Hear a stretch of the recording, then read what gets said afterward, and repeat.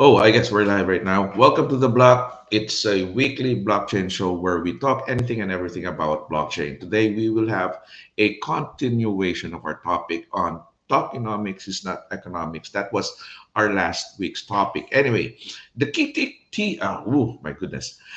The key takeaways that I had last week were the following, which was really, uh, I guess, I'm still thinking right now. The higher the perceived value of the platform, the lower is its intrinsic value. And the lower the value of actually doing work on that platform, it really sticks in my mind when we talk about those things last week, which really seals tokenomics is not economics. The other thing that I also, one of my key takeaways was 1,000 times quicker and 100 times less expensive. And that's the thing. When we have that kind of technology, why is that we are not adopting it?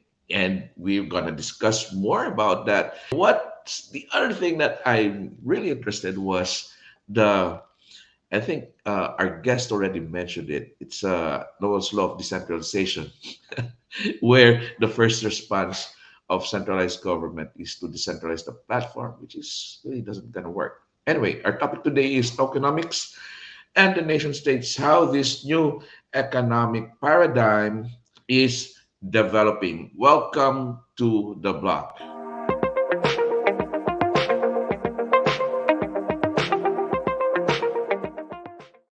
Now, and our guest for today, who will give us more light on our topic, is a DLT architect, Web3 community builder, Web3 influencer, one of the pioneers in the DLT space.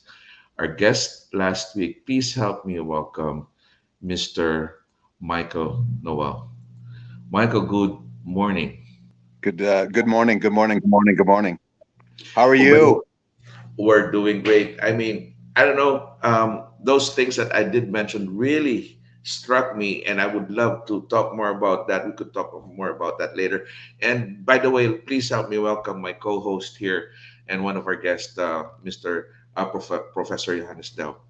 Welcome, Professor, Thank you welcome, for welcome. being here. Thank you very much. I'm really happy to be here in this cool show. This each time really cool topics and really nice guests. Thank you so much. okay, I guess let's proceed. I forgot to turn on my camera. How rude of me. Let's proceed of tokenomics. It's not economics, and how should the question would be, how is the new economic paradigm developing? Wow. And you're asking that on this Monday. This could be potentially whew, I'm live at like 7 a.m. The markets are just opening. I haven't looked at anything, but everyone's expecting a big crash. We have all of the G10, the 12 companies in the G10 Mhm. are all experiencing breakdowns in their real estate industries and in their not this is a perfect storm at this point. Nothing ever has happened like this since the beginning of mankind. Who knows what's going to happen? One thing I do know is that this is the first time that digital currencies have existed um, at a point where fiat currencies were in flux. So it's going to be interesting. There's going to be different results this time around, that's for sure. Right? There is a bloodbath on the markets, and I agree. This is the first time that is happening, and there is no basis on how to react to what's going on at the current situation because in history there's nothing that we could really compare to on what's going to happen. So Yeah. going back to tokenomics, DLT, Hmm. where are we on this kind of economic turmoil? Well, I think you know, Buckminster Fuller said, look, if you don't like the current paradigm, don't try and improve the paradigm. Build a new paradigm right next to it. Make it so good that it makes the old paradigm obsolete. And I think that we have had that in place for several years now. I think it's scalable. I think we've got all kinds of digital platforms that are scalable to, 20, 30,000 transactions a second. We can replace the Visa MasterCard network along with the Swift and basically do all that clearinghouse 1,000 times quicker and 100 times less expensive using current digital technology. But we're really not moving forward in that area because of the regulation that's necessary. The first thing they did with Libra and Facebook is shut it down and have Libra agree not to come on board until after the regulation was in place. So we are sitting basically, and I said this a little bit, I said this before, I'll say it again. But in the blockchain space right now, our innovation is based on the theory that you can learn how to drive in a parked car. Tell me I'm wrong. That's really true. There's some big truth to it. Now, there's this question. I have to uh, go to this one because the last time we talked about speculations, which really hurt the DLT space. And do you think that transition from token speculation to really token utility where there is value of a token, is it a difficult process or not? And if so, why? Well, no, I think that the utility token workflows out there right now that exist today that can be monetized like today, um, there's thousands of those kind of digital workflows out there that people just aren't picking up and beginning to use. They're still in the traditional workflows. Um, and I'm working on a few of those. Last Mile on Earth is in the tourism industry, and it's a workflow. Um, so I think that there's a bunch of workflows out there right now that are based on utility tokens, and I think the value of that marketplace um, is 100 times the value of the marketplace of the current speculative environment, the ICO environment, the token environment right now. That the tokens on basis of tokens. Moving into utility is where we have to be. We have to understand that the nation states right now, the fiat currencies that we have are basically being propped up by a thing called a bonding curve, and you have to understand bonding curves. And right now, the U.S. dollar seems to be the currency that the global currency, and basically that is what we were tied to. There's a bonding curve behind the U.S. currency, and it's called the Fed, and they're going into situations of quantitative easing, and they're no longer supporting the curve, so the curve is going to fall. I mean, bonding curves work right up until they don't, and that's why there's no such thing as I mean, stable coins. There's just no such thing as a stable coin. The only way to create a digital stable coin is to use an algorithm. The algorithm that's out there that is most commonly used is a bonding curve. And we've proven time and time again, if you pit a bonding curve against a bonding curve, that they'll sit there and bounce back and forth, and there's nothing stable about it. So it's any talk of anything as far as a stable coin or EFTs, that kind of thing is just not scalable. And if it's not scalable, then why are we doing it in the digital world? The only real thing out there is utility, and finding utility that we can then digitize. And now we have NFTs. I mean, it's all out there, but we're not picking up the ball and running with these improved workflows. And we're not picking up and running with the ball mostly because most of the marketplace still thinks really the cryptocurrency markets are the digital currency markets, and that is what we are in blockchain, but we're not. We're really all about workflows. We're all about um, removing friction and supplying digital trust in transactions. That's really what we do. I don't Where know that that answered that question, but it, it was in there, I think. yeah, it does really make sense. And where do you think are we in terms of our regulators in adopting this technology? We're stuck in a loop, and we just keep on going back and forth, where innovation gets out on the edge of the precipice and then gets um, and the regulators come in and claw things back. And I don't. I'm not saying that clawing back ICOs is a bad thing. I think that ICO should never have been done.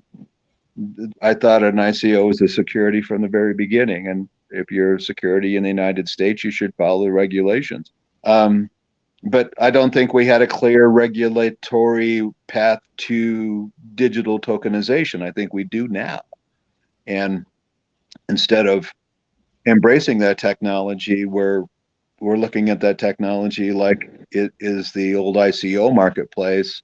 Hmm. And I mean, I don't think we get I don't think blockchain gets the respect that it deserves as being potentially the next technology to bring us it's a global technology. That in answer to your question, I think specifically the regulators are coming in and they're trying to regulate an unregulatable product.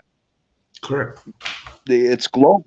It's global in nature. I mean, I can conduct business with you three people right now. If I had your wallet address, I could send you some tokens or utility tokens or whatever, and that's a transfer of of value. And we could have a value that we somehow come up here digitally. But the big thing is, how do we take what we're doing currently and digitize it so that the customer experience is exceptional and 1,000 times quicker and a Hmm. hundred times less. That's this is where we're. This is the critical lynch that we're at, and it's definitely a critical inch, especially in so many marketplaces. I mean, we're coming. It's now become endemic, and I feel like I'm spouting off. I mean, I'd I'd, I'd like to hear you know hear commentary back, and I'd really want to have a discussion. But uh, I mean, it just seems to me we're pretty far off the mark as far as utility tokens.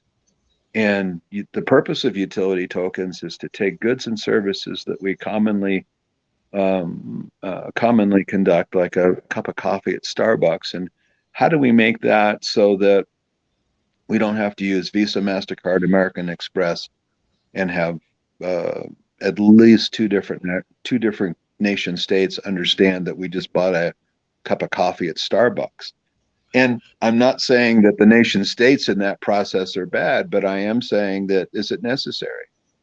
And as we go from this is the path we're going on is very logical. We're going from a centralized network, which we were for thousands of years, into a decentralized network, and now we're going into a distributed network. So distributed network have distributive networks have um, there's form to them. There's mechanisms within a distributed network that aren't in a decentralized network. So that we're building that infrastructure and going into a more um, distributed network, and we're using blockchain in that manner to let everyone know that wants to know that there was a transaction.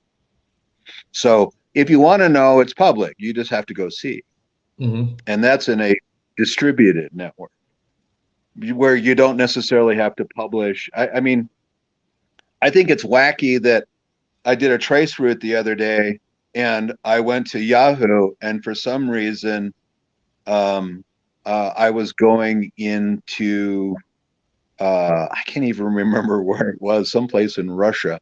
I mean, why does the trace route go all over the globe for a quest into Yahoo from a satellite dish up in Happy Jack, Arizona? Do we really need that to happen? I Hmm. don't think so. It's more distributed in the network, and the nation states don't fit in a distributed network because it replaces the social constructs that nation states provide with basically based on their fiat. I'm going back to this one.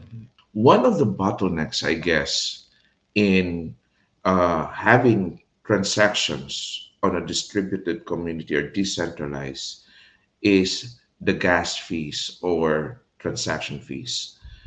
Isn't this a problem in having DLT to be accepted?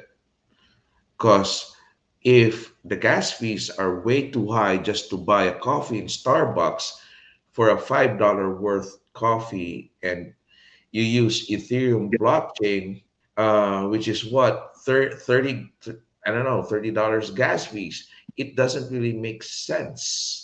So, what do you think about that? Don't get me started. I mean, I was developing on Ethereum. So I was doing a company called Swift Harvest, and Swift Harvest was looking to automate the workflow in the alfalfa industry. And we did this, the transfer of trust in alfalfa industry is you've got a, stack of hay out there worth $250,000 or 350 or worth $250,000 or 350,000 depending upon the quality, and quality was very subjective. And how do you record that? We figured out a way to do that on the blockchain, made it very effective, published to everyone globally, and it set up a marketplace for alfalfa on the blockchain. That was a workflow. And I'm sorry, what was the question again? I just had someone walk in the room, and I apologize. What was the question The again? question would be more of like the transaction fees if we're gonna go on a decentralized platform, because Right. if transaction So we're fees are so expensive, right, how can we, really adopt right. on this kind of technology? Oh, it's even worse than that, man. So we're doing Swift Harvest before CryptoKitties, right? So we're building smart contracts into the platform so that transactions can self-execute, so that someone can select the quality that they want, the bail that they want. There's a transaction that clears it. We've got all this blockchain technology in here. We're running smart contracts, and our cost to run a smart contract goes from 30 cents. And I mean, we were doing like, we were executing smart contracts like sub a penny in the old days, let me tell you. And we were running really complicated smart contracts, multiple levels, and paying like 30 cents. And all of a sudden, to run one of our smart contracts was $2.80. And we went, hang on a Mhm. second here, and so we're doing development. We continued with the development, but pretty soon. I mean, we had smart contracts that we were paying pennies at one point, and it was $40 in gas fees to run the smart contract, because of the oracles we'd set up, and because of the different points of the chain that we needed to conduct with. And there was an order. I mean, we had all that together. It was great. And then then Ethereum went to $2,000, and like it was Mhm. just that all that stuff was totally useless, leave alone CryptoKitties. So at this point, proof of work running at 17 transactions a second, right? 14 and 17 transactions a second with the proof of work algorithms. And meantime, Visa, MasterCard, American Express is running like 18,000 transactions a second. That was the big thing, is how do we get that done? How do we, how do we move into being able to do that kind of volume, much less the cost of a smart contract is $30. We can't do 1,000 of those if we need to in 10 seconds. It's too expensive. That the tokenomics, the economics actually brought up the value of the token in Ethereum. And if Ethereum was priced at $200 or $20, then the real value of the Ethereum platform became very valuable, because you could run all these smart contracts. But when the value of Ethereum went to $2,000, it was kind of Mhm. the value of the platform less because it's way too expensive to run these smart contracts, way too expensive. And then we had the crypto kitties, and all of a sudden, you were setting up fees in your smart contract, and you were taking advantage, you know, maybe a certain price or only setting a price that wouldn't go above on recording the contract. Sometimes when we started off, those smart contracts went through that fast. But as CryptoKitties started to creep in, and as transactions started to creep in, I mean, some of those I think maybe some of those transactions, those smart contracts, might still be waiting to execute. Who knows? It'll never get down to the point where those smart contracts with any kinds of steps in them will ever execute again, because just of the cost of Ethereum. Now we're going into proof of stake. It's supposed to be a promise, but I don't think that it's working well. I just and it's not because of the speculation. It's because still the cost of the coin and the cost of the gas and things of this nature, and it's getting much more complicated when you have a competitor like Solana that's coming up, and you can do transactions again for fractions of a token.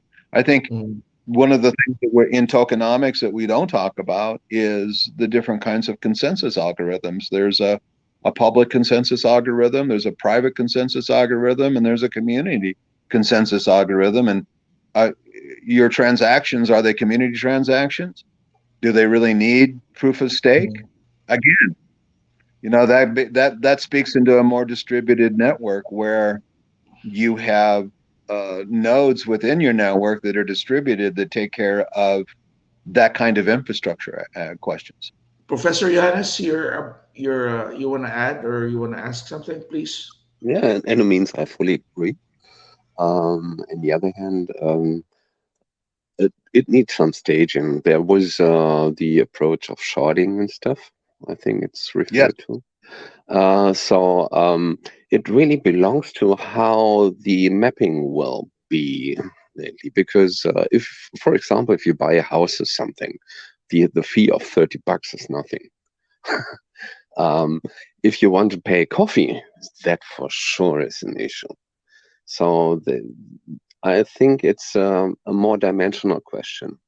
It's yes, folding up a more dimensional thing about a very good tool and have something similar like tool just orthogonal on it.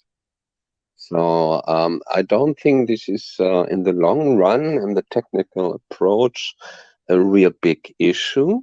And overall consensus for everything then might get complicated. And as you mentioned, it's not really needed everywhere. Um, at the moment, I really thought your example of these, let's say, IP routing is very interesting. This is from a very centralized concept of internet providers or net providers. Now giving really weird routes instead of their will of real peering, like a local peering and stuff like that. It's just to find a cool adaptation for that. The internet protocol itself would allow this, but on the other hand, we will see again this centralistic idea behind a BGP won't be possible anymore. So I think we're pretty much in the same situation here in blockchain means. And apart from that, I think there will be not that coin. There will be not that blockchain covering all. I think it's cool to have a good infrastructure, but it's still missing a good cooperation thing. So many blockchains have different, let's say, approaches, different consensus. Um, most have a really good adoption for a specific case. And it's, yeah. I think, the long run, or at least mid to long term run, it's to really entangle them in a cool way. So we can all use this really cool tool sets they offer. the entanglement, the integrators need to come in the room now. Yes, absolutely. And I think it has to be more than just centralized exchanges of stuff, because they won't help in these means. They help in their means of trading, that it's all on their local databases. Transactions will be outside again, and so no transaction fees inside the trading machines. But in a way, we need, we need something more cool to come in to cooperate, really.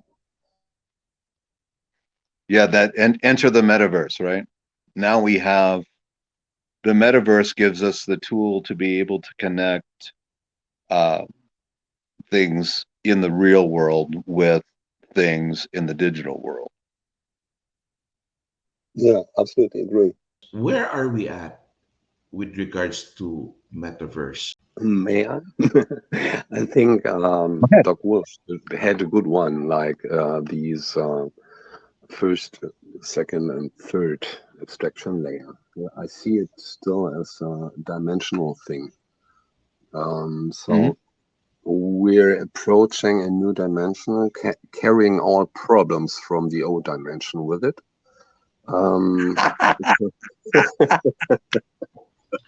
There are potentially more problems to solve with that, because even solving old problems. For example, if you go for what the example you did, like voting and stuff, it's still the same issue as with paper votes or whatever votes we face in the digital space. But we can add some more tool sets upon that, and maybe just jump over issues we couldn't if it's just a dimension less. Yeah, okay, yeah, but let's put it to bed, right? I mean, there's a gal in Salt Lake City who's doing voting right now on the blockchain, um, and uh, is- voting on the blockchain is nothing more than just creating a coin or a token and seeing who spends it. I mean, you have so many blue coins that you mint, and you have so many red coins that you mint, and whoever spends it. I mean, you sit and watch it. It's wisdom of the crowd. Take the gerrymandering out, and it's already happening today. I mean, we can't really start talking about, well, this is going to happen in the future. We can't start talking about the metaverse is going to happen in the future. The metaverse is already here. It's already, and you're the single dimensions. Then it needs to be cross the dimensions and cross what we're doing is exactly right. Right now, currently, we're in the development of the metaverse. We're at the point where we're giving here's a metaverse, and you look at it, it's a video game. And what differentiates a metaverse from a video game? Everyone's kinds of thinks that, okay, and now we can digitally take inside of this game and we can manipulate real things. Okay, there's the beginnings of the metaverse, but the problem is if it doesn't have a place or a purpose, it's just a video game. So now how do we give it a place and a purpose, right? There's multiple ways you can do that, right? You can build community around a game that gives it a place and a purpose. That's one way to do it. Now you can start taking workflows into that interface. And the nice thing about a metaverse is if it's set up, a metaverse is not just the internet, it's multiple networks that are combined together that you have an interface with. So now that you're in the metaverse, we have KYC AML that's imputed. Start thinking about that because we know the customer. Yeah, but again, in the multidimensional way, we can, in one flat line, like within one area, we can know courses. But as we know all, especially in the digital way, we can't really tell from the one but from the other set. So course is just a plane where it can run on, and we will see many variations in these means, like Oh yeah, goes on with artists' names and so on, and continues over even virtual entities, which is already known in the real life behaving. We have virtual persons building a company or something like that. And so we will have all these we already have in the flat universe, let's say, and we have to make something bridging to that, and we see more dimensions on it, like dealing with such. And maybe, you know, from Gödel Escherbach, if you have Wow. enough dimensions in these means, the states can't be fully described in all situations. So this is going to be really interesting, and I think we have to adapt this in this new world. I don't really like the word metaverse, by the way, because it's too much entangled to the Mark Zuckerberg environment. And I still think this is more like being a big computer game in these means. I would more prefer like to think about a DAO approach in these means. A DAO in a more complex way, even like people can do with random people on demand, just in time, things like that. And for sure, we can map. Sorry, we can map whatever else we already know, like even avatars in computer games. In means of effectively using blockchain technology, I'm even not really convinced of just storing an avatar on a blockchain is the really smartest approach. So I would transport this to one of Well, the side chains in these means. there'll be multiple side chains, but it's not just an avatar, right? It can't just be an avatar. You have to remember, if it doesn't have a place and a purpose, it's just a video game, right? Yes. If it's just a video game and you just have a digital avatar, that's all there is to it. But if you're somehow a member and the membership gives you this avatar, and once you have this avatar and you're in this digital world, you can interface with NFTs that interface with real things in the real world. Then we can start to have some interesting conversations about what the purpose is. It definitely Absolutely. has a place. Definitely. Absolutely agree. As it's specifically its effort gamers put into their game. So it really has the real life context on it. They spend time on it. They Oh spend yeah. efforts on that. So I'm not denying that one. Just don't get me wrong in these means. I just wonder if this long-term aspect to store something like more, let's say, short time, maybe mid-time time frame you usually see with standard games is appropriate. We may see games like, for example, checker. You know, all the best checker players over the world are known for centuries. So it's not that I'm denying Yeah. games shouldn't do that. So Gamification is part of uh, got to be part of the overall schema, I guess. will be it's a big market, even if it's just a market, whatever it's in there.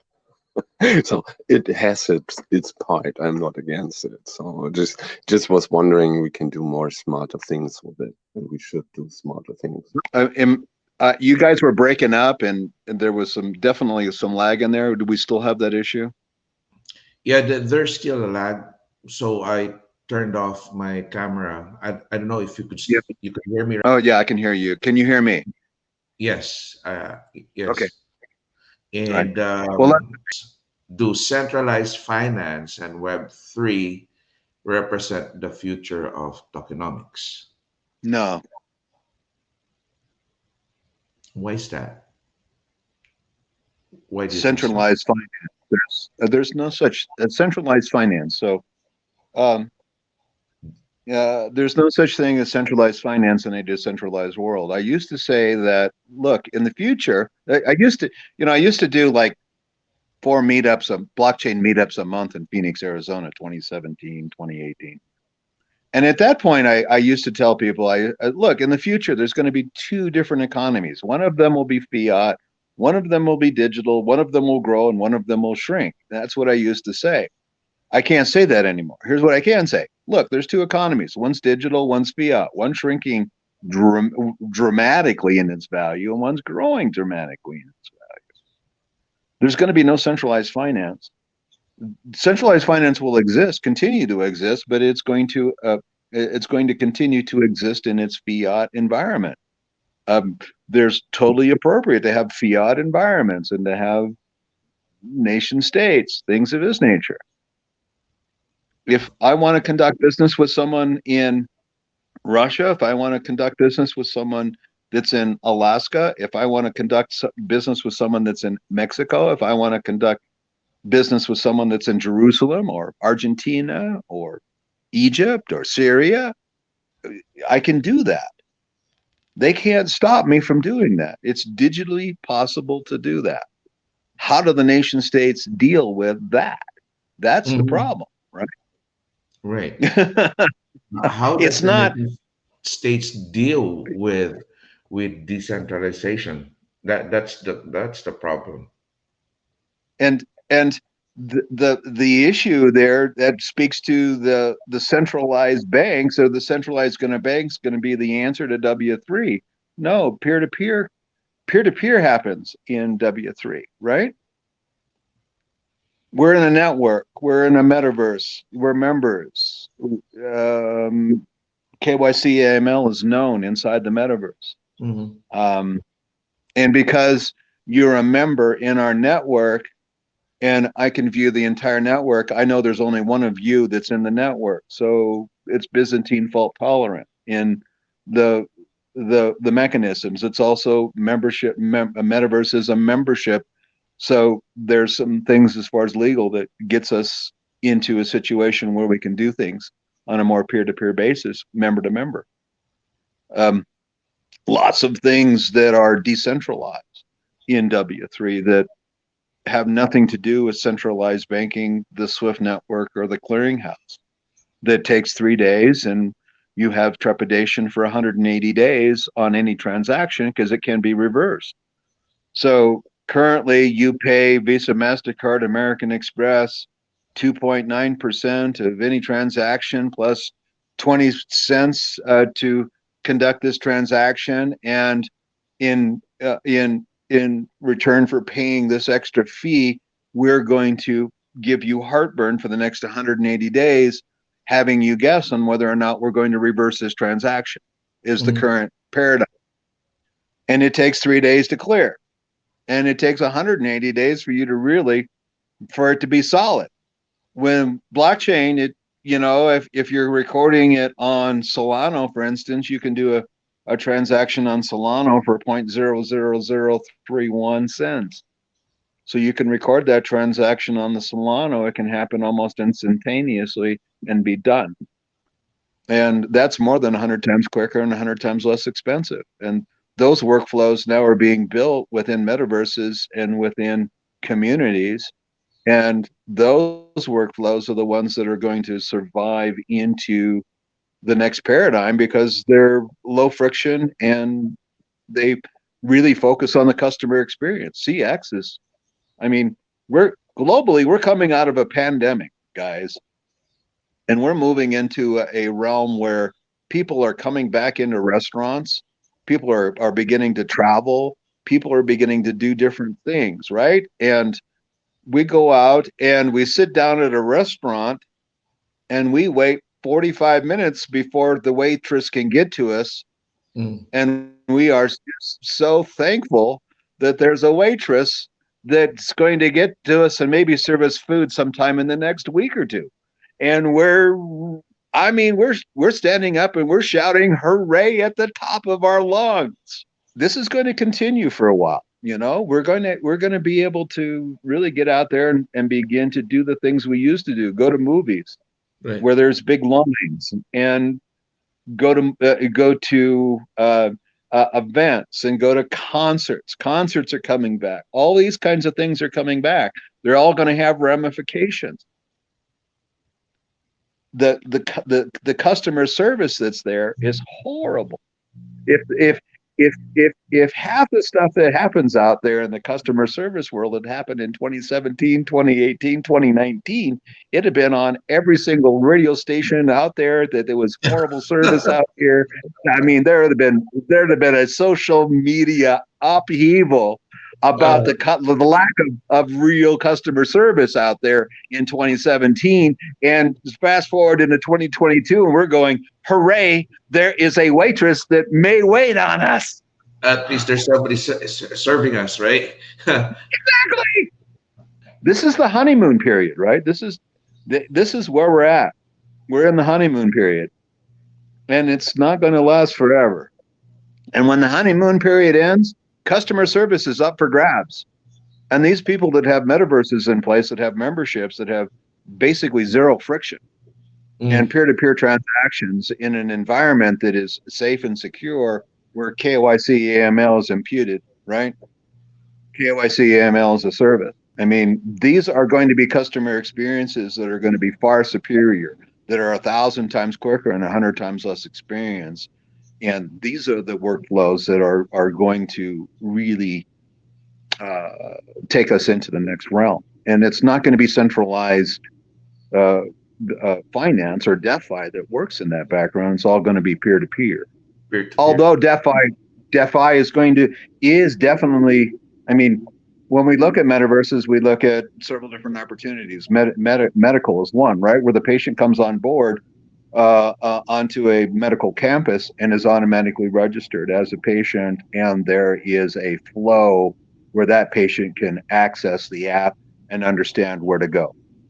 And that the services within that community, within that hospital, within that medical campus understand that now that patient is here, and the resources for that patient need to be allocated, and that patient needs to have a clear path on where to go. Where do we put this patient? That all can be done most with AI at zero marginal cost. We can run medical facilities inside a metaverse for a tenth of the current cost.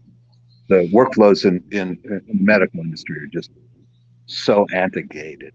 When we bring AI into that and we begin to understand where the patient is, and we have proof of proximity with the patient, we have better outcomes, much better outcomes. And it's 100 times quicker and 100 times less expensive. There's an example, right? There's $1 trillion. I mean, the workflows go on and on and on and on and on, but none of them have to do with centralized banking or fractional banking. I mean, that's the big thing. That's we have fractional reserve systems. Regarding tokenomics again, is it constantly developing, and where are we still on the early age of tokenomics, or we are in the right age? I I think we are where we are, and we don't have a choice. And I think we're at the precipice of a big change. There's good news and there's bad news. The good news is things are going to change. The bad news is things are going to change. And things are going to change. I mean, it's not going back together the way Humpty Dumpty does not go back together again. You know, we're going back differently, and we're going back in a different mannerism, and we're not going back to centralized. And the centralized organizations are wanting us to come back to the centralization, but it's just not happening, and it's not happening globally at the same time. Do you think the pandemic had a contribution on the starting increased awareness and adoption of blockchain technology? Yeah, I think you're going to see a lot of this technology come out of the closet now. I mean, it's like, it might be too soon for writing an article about what I did on my pandemic vacation, but I think there's a lot of technologists that I've been interfacing with over the past couple of years that are doing some pretty interesting stuff for sure. Yeah, that's going to happen. it's it's inevitable, I guess. Yeah, we're not going back together the same way. It's not going to happen. I think it'll be foolish going back to the same way once we already know what we see and what this can contribute and what this technology can do. It would be really foolish unless there's a ulterior motive behind within the regulators. But even the regulators themselves, uh, the way I see it, is having a hard time trying to even stop the technology, but rather they should start going into it and adopting it. It just, I don't know. The problem right now, I guess I did mention that the regulators doesn't even have a single set of idea of what they're regulating. It's, Sorry about that. I mean, yeah, I mean, it's the regulator. I want the SEC to reach out. I want the regulators to understand blockchain. I want the regulators to understand it. But the problem when I sit down with someone, here's a centralized organization will come and say, "Well, tell me what blockchain is," and I'll sit down and I'll tell them, and I'll tell them what blockchain really does. And then the next question is how do we stop it?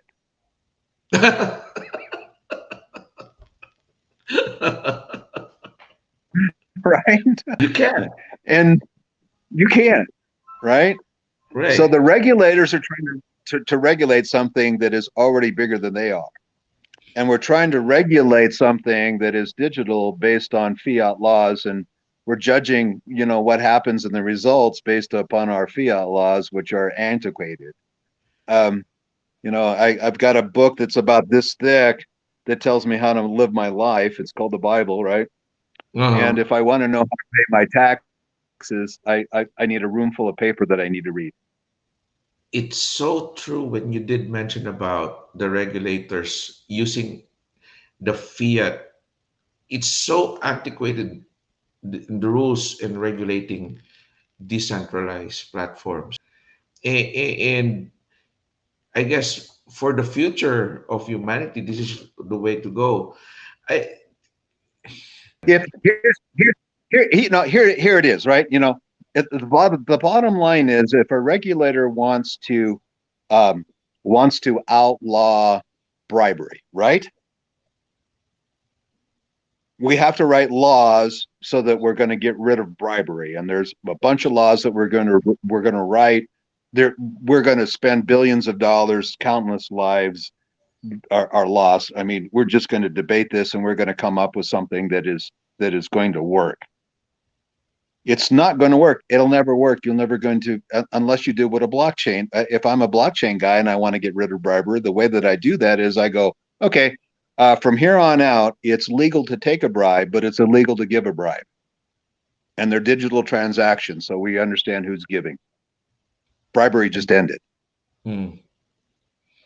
So it's a different way of workflow. It's a different workflow, right? And it's going into the workflows differently.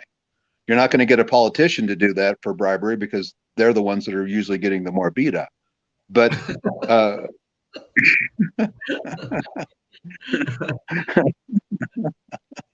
but you could eliminate that kind of stuff like immediately if you just pass laws like that.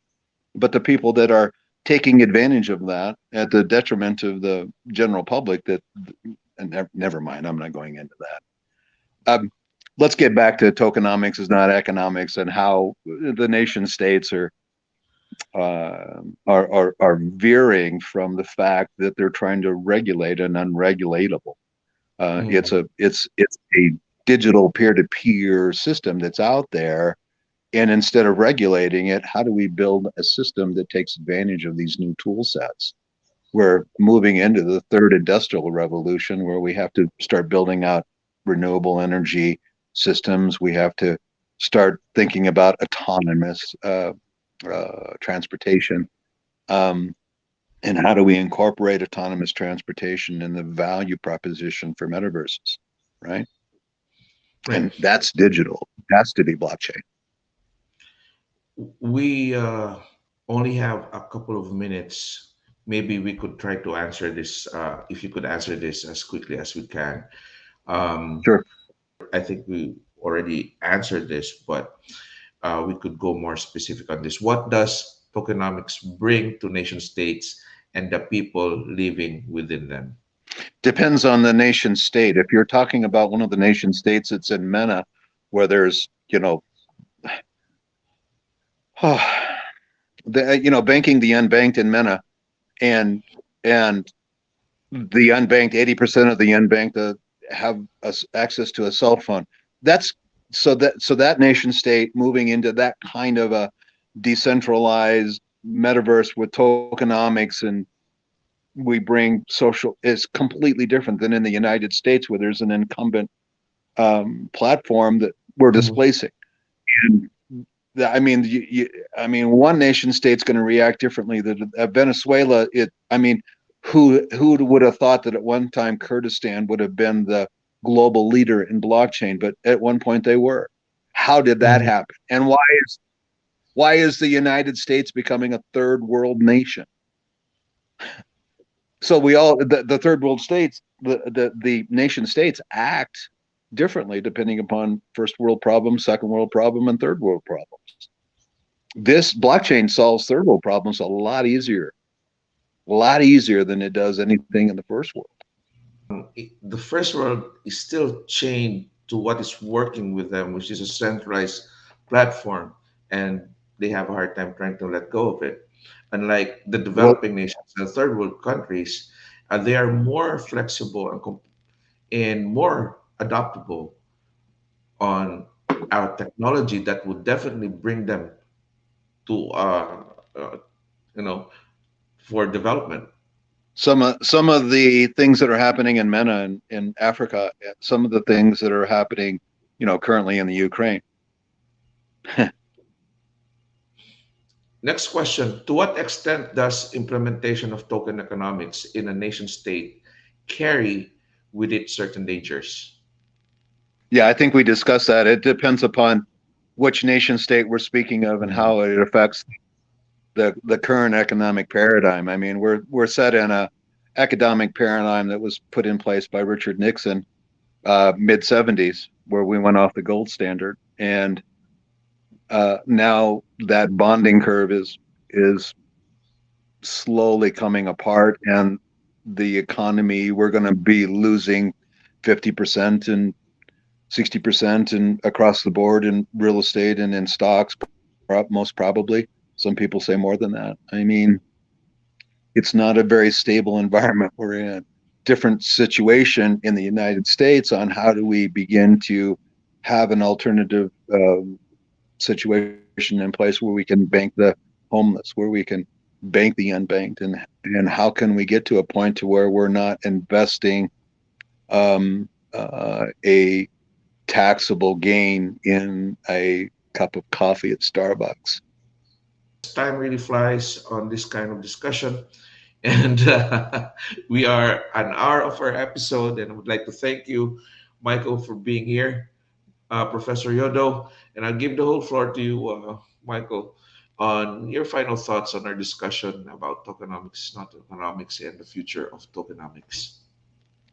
I think it's, looking at blockchain technology and carving away from the cryptocurrencies. I, I, I said this in 2017, and I'll remain very salient on this. The technology behind DLT is much more valuable than the speculation environment that we currently have, and we need to start focusing more on DLT and workflows, and where we have inequities in workflows currently, and how do we transfer trust using blockchain, and how do we get some of the problems we have socially fixed.